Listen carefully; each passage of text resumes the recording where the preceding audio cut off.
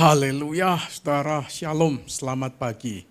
Puji Tuhan, saudara, pagi hari ini kita telah melewati minggu pertama di bulan Desember. Saya berdoa ini merupakan hari-hari yang menggairahkan, memberikan kepada kita semangat baru, antusiasme yang baru. Karena minggu kemarin kita memasuki masa Advent atau minggu Advent yang pertama. Sekali lagi bahwa ketika kita mendengar kata Advent, ini tidak hanya bicara tentang kita menyambut Natal, kita merayakan Natal yang dihubungkan dengan kelahiran Tuhan Yesus Kristus ke dalam dunia, menjadi sama dengan manusia. Tetapi Advent ini juga mengingatkan kita akan kedatangan Tuhan yang kedua kali. Jadi memasuki masa Advent 1, 2, 3 dan seterusnya. Ini bukan hanya mengingatkan kita, yuk kita rayakan Natal. Tetapi juga bicara tentang preparation, bicara tentang persiapan kita menyambut kedatangan Tuhan Yesus yang kedua kali. Nah, sebagaimana sudah saya sampaikan, sejak tanggal 30 November yang lalu, kita sudah memasuki perenungan yang didasarkan atas home yang akan kita laksanakan di tahun 2024. Dan yang Natalnya akan kita rayakan nanti, ada Christmas celebration, home Christmas celebration, begitu ya.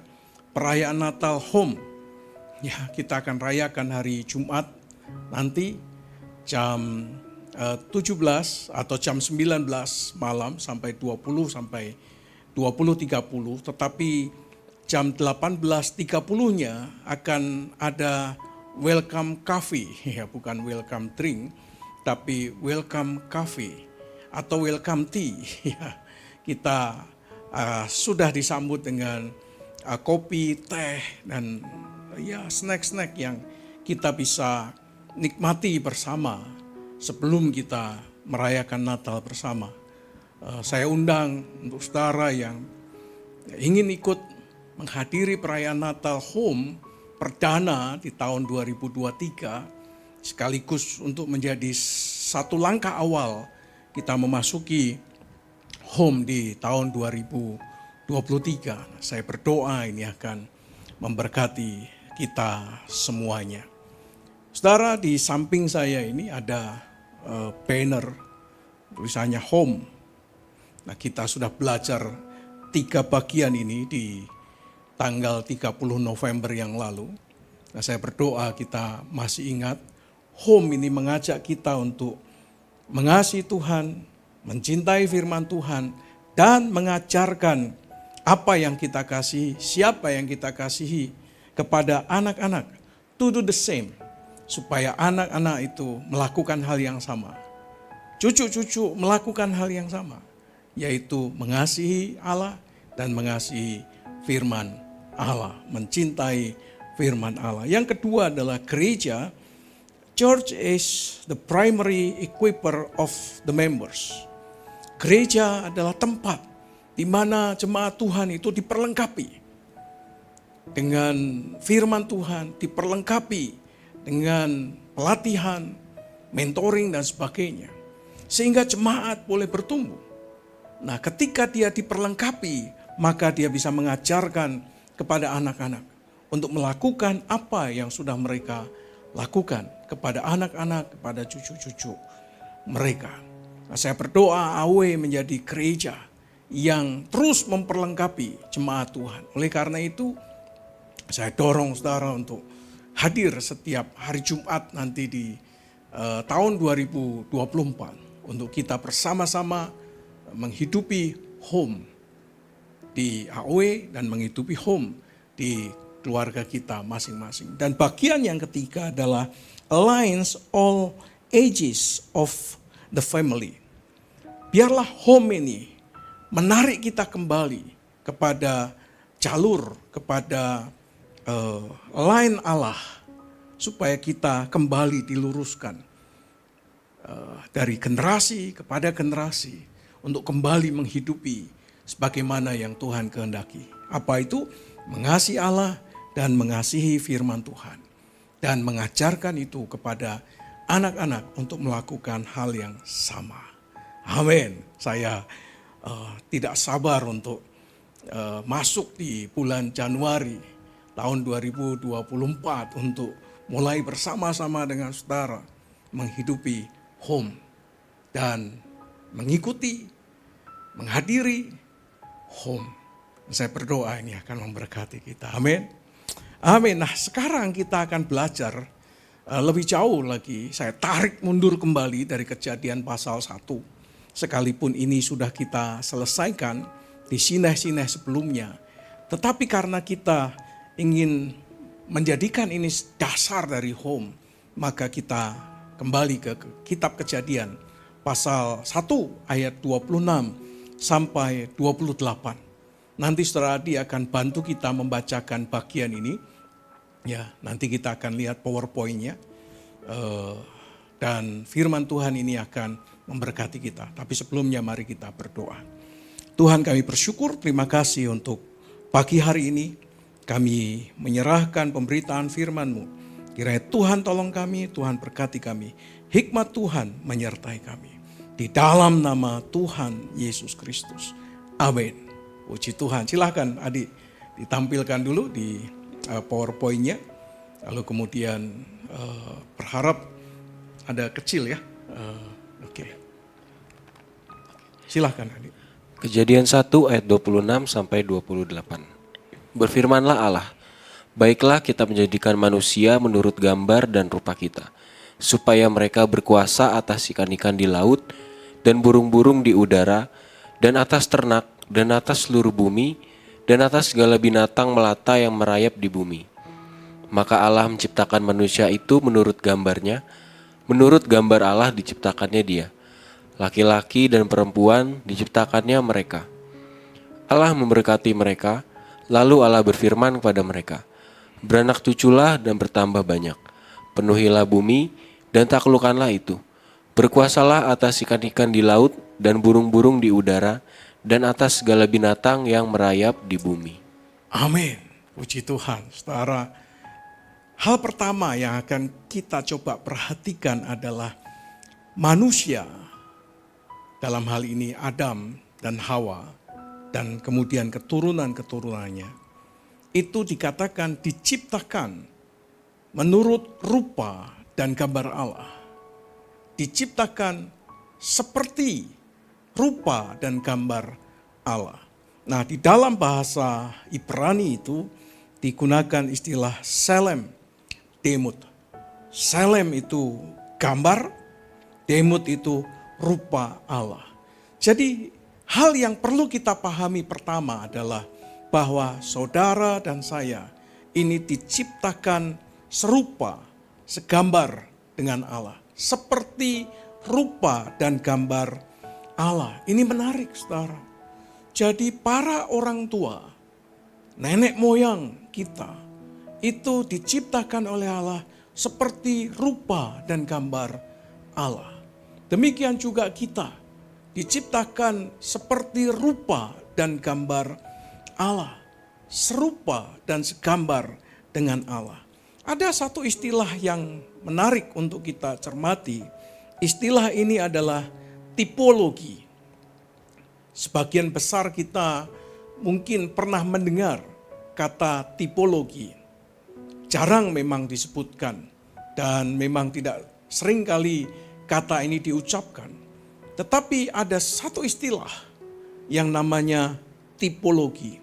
Nah, saudara, apa itu pertanyaannya? Apa itu tipologi, saudara? Tipologi adalah ilmu sebetulnya yang mempelajari, yang memeriksa, atau mengklasifikasikan, atau menganalisis, atau konsep berdasarkan jenis, atau kata yang sama, atau kata yang berbeda. Ya, kategori yang sama, atau kategori yang berbeda. Maka yang sama coba dianalisis, yang berbeda dianalisis. Kenapa sama? Kenapa berbeda? Tetapi tipologi sebetulnya adalah ilmu yang mencoba untuk mencari kesamaan dari sesuatu yang sedang dianalisa, yang dia sedang cari dan dia sedang akan temukan. Jadi ilmu ini adalah ilmu untuk memeriksa kesamaan, perbedaan dari sesuatu yang dia sedang analisa. Nah, istilah tipologi ini sebetulnya secara khusus kalau kita tarik dari sesuatu yang umum tadi, kita tarik kepada sesuatu yang khusus, maka tipologi ini adalah sebuah istilah untuk mengelompokkan berbagai macam atau sesuatu yang berdasarkan kesamaannya. Itulah tipologi. Nah, oleh karena itu saudara, Kejadian 1 ayat 26 dan seterusnya yang mengatakan manusia diciptakan serupa dan segambar dengan Allah. Seperti atau serupa segambar dengan Allah. Atau dengan bahasa yang lebih sederhana, sama seperti Allah, saudara. Ini adalah manusia yang menjadi tipologi karena punya kesamaan dasar seperti Allah. Karena manusia tidak diciptakan serupa dan segambar yang lain. Dia tidak serupa dan segambar dengan binatang-binatang yang diciptakan. Sebagaimana teori-teori yang kita dengar, yang mungkin pernah kita baca, yang bahkan mungkin menjadi perdebatan sampai saat ini. Manusia bukan tipologinya binatang, tapi manusia adalah tipologinya Allah. Punya kesamaan dengan Allah, punya kemiripan dengan Allah, punya sesuatu yang bisa dikatakan seperti yang dimiliki oleh Allah, demikianlah dimiliki oleh manusia. Jadi manusia adalah tipologi Allah. Istilah yang hendak menggambarkan, menunjukkan kepada kita bahwa saudara dan saya dikelompokkan sebagai kelompok yang mirip, sama, serupa, dan segambar dengan Allah. Kalau kita melihat terjemahan bahasa Indonesia masa kini, maka terjemahan bahasa Indonesia masa kini itu dikatakan menjadi seperti kita atau menyerupai kita. Inilah punya kesamaan, ya, menjadi seperti kita. Lalu menyerupai kita.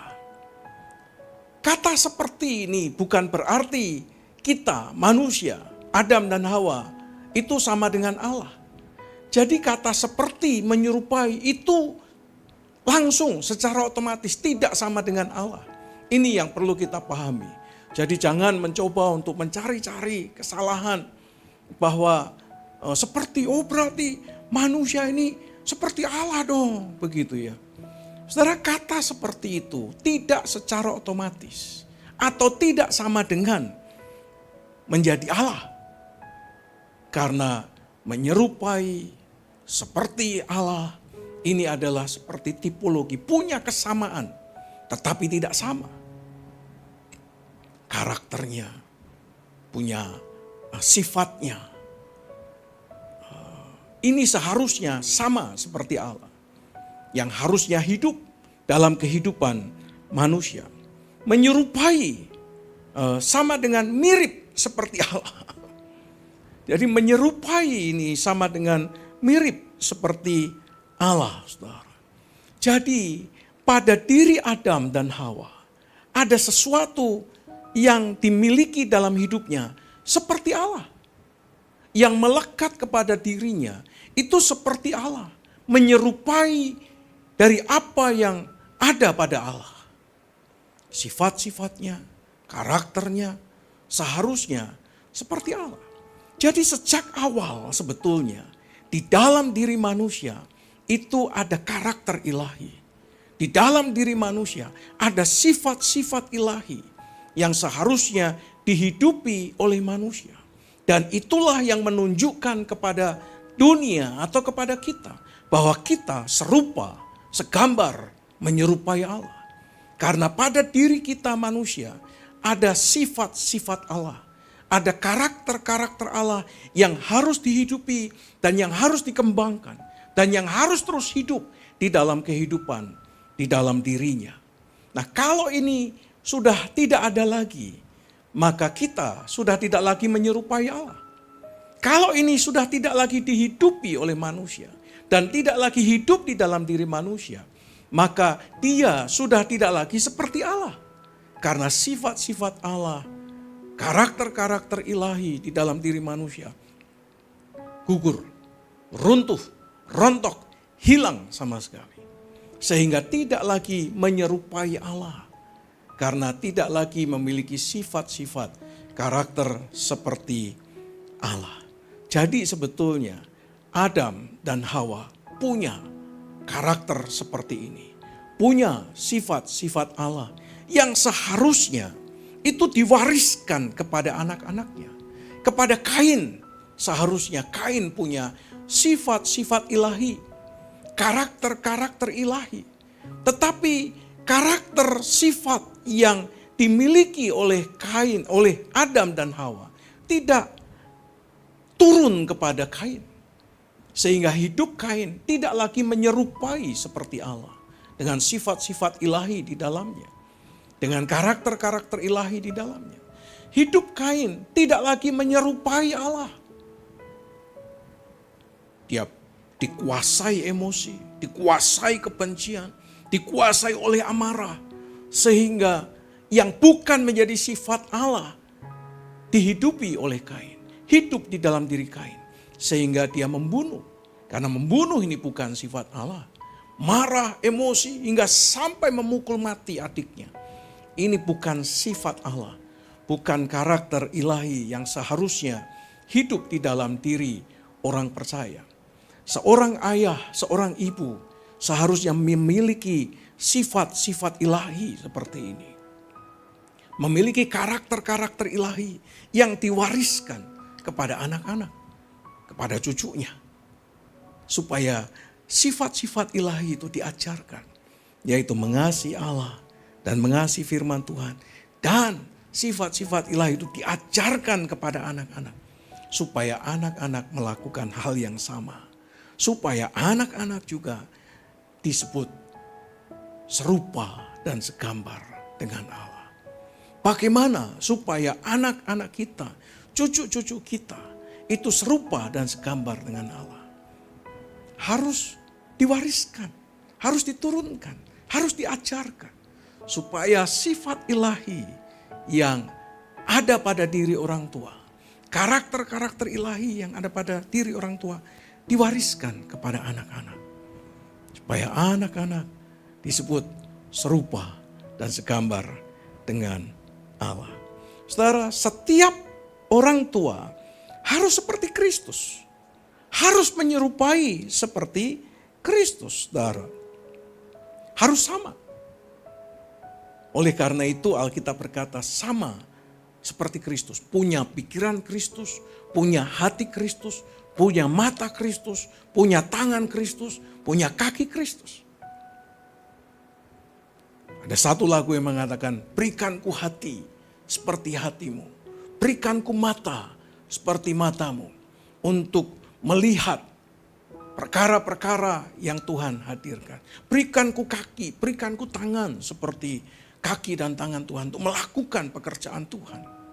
Saudara, seorang tua atau orang tua harus memiliki kehidupan seperti Kristus. Christ-like, menyerupai Kristus. Supaya memang itulah, hanya melalui itulah kita bisa mengajarkan kasih kepada Allah, kasih kepada firman, kepada anak-anak. Supaya anak-anak melakukan hal yang sama. Dan inilah yang seharusnya diwariskan oleh Adam kepada Kain dan adiknya. Dan anak-anak mereka dan keturunan-keturunan selanjutnya. Saudara, yang kedua, Alkitab mengatakan diberi kuasa, saudara. Firman Allah yang hidup mengatakan diberi kuasa.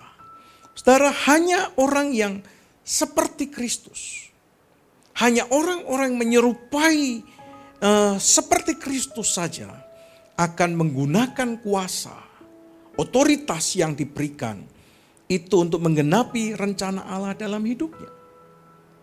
Kalau orang tidak serupa dengan Kristus, tidak menyerupai Kristus, punya otoritas, apa yang terjadi, saudara?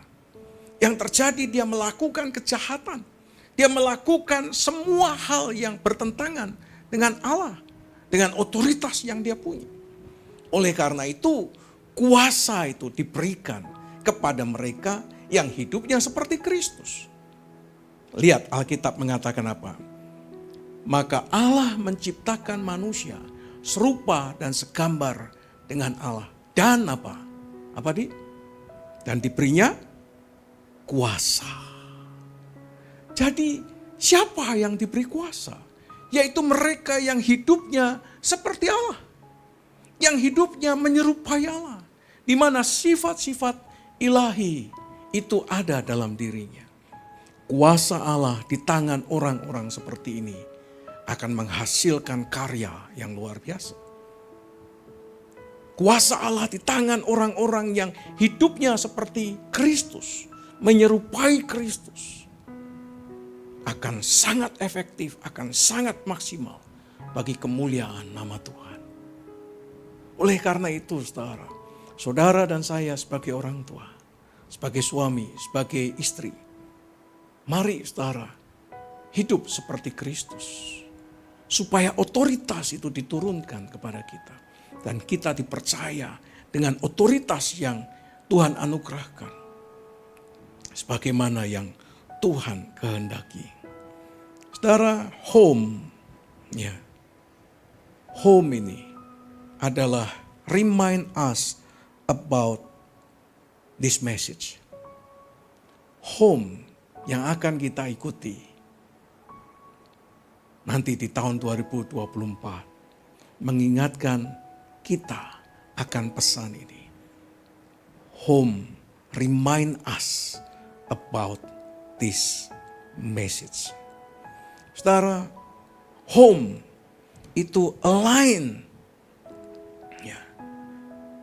all ages of the family to live what have to live.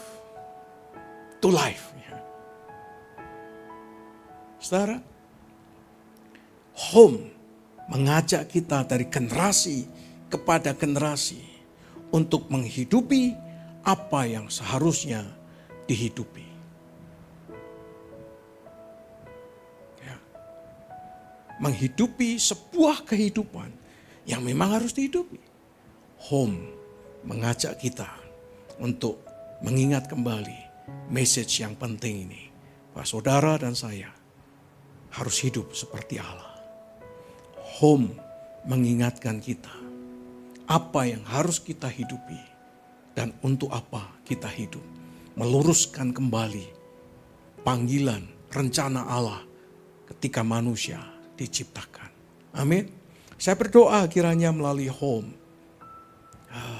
Home mengajak kita untuk menghidupi kehidupan yang harus kita hidupi. Amin. Amin. Mari kita berdoa. Terima kasih Tuhan, kami bersyukur kiranya melalui home kami dapat menghidupi sebuah kehidupan seperti yang Tuhan kehendaki. Melalui home mengingatkan kami kembali tentang pesan Tuhan sejak awal manusia diciptakan, yaitu menyerupai Allah seperti Allah yang harus di dalamnya ada sifat-sifat ilahi, ada karakter-karakter ilahi yang terus hidup dan terus dihidupi sepanjang kehidupan yang dijalani. Terima kasih Bapa, kami mengucap syukur. Kiranya nyata kasih-Mu dalam kehidupan kami. Kami ingin mempersiapkan diri, menyambut, membuka diri untuk mengikuti home di tahun 2024. Kami excited untuk menerima berkat rahmat Tuhan sepanjang minggu di tahun 2024 yang akan datang. Terima kasih Bapa, kami bersyukur kiranya damai sejahtera Allah Bapa, cinta kasih sayang daripada Tuhan Yesus Kristus, persekutuan pertolongan pimpinan kuasa Roh Kudus menyertai saudara sekalian dari sekarang sampai selama-lamanya di dalam nama Tuhan Yesus Kristus. Amin. Puji Tuhan saudara. Saya berdoa kita semangat mempersiapkan diri untuk mengikuti House of Me di tahun 2024. Amin. Happy Monday. You are blessed.